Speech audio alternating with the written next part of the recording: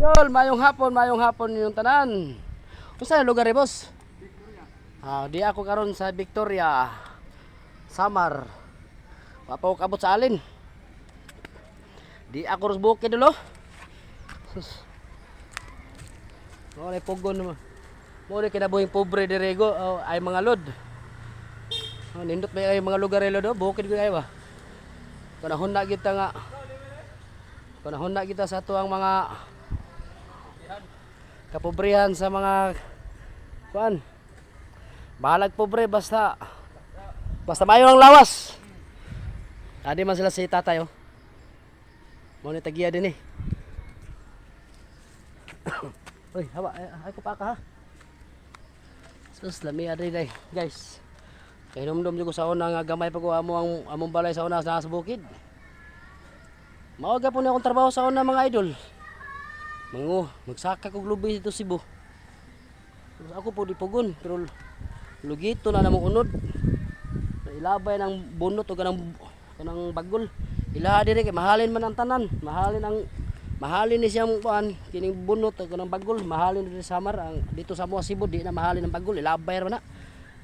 Ang unod ra mo ang lugito na mo ang ipugon niya sama niya. Hindi ko tari mga idol ay bugnaw kay idol.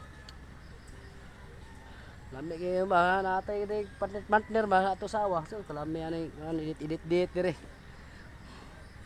Lami edit dire mga idol basta na kay mga ano ni. Ang mga ulitaw na yung mga yab. Lami ari idol siguro muli na ko dol kay tay mo pa mi sa alin dol. Alas 4 na dol. Bay salamat ya. Di ako rin karon sa Barangay Victoria, Samar. Di mahalin to Cebu ang bagol, ilabay ra na namo. Oh, sa Cebu di man ang mahalin nito atong mahalin na mo sa Cebu kanang uling sa kahoy, kanang kahoy ba ulingon. Dire dito ilab. Taga Mindanao po gadi ay. Nakasawa ra ka din eh. Sige mga idol. Sus si Pandoy, gikapoy na yung taon si Pandoy yung taon. Kay mo assist mo ni siya nako. Siya po mo file, siya po usay mo postcard, ako mo file. Siya. Kayod lang, kayod.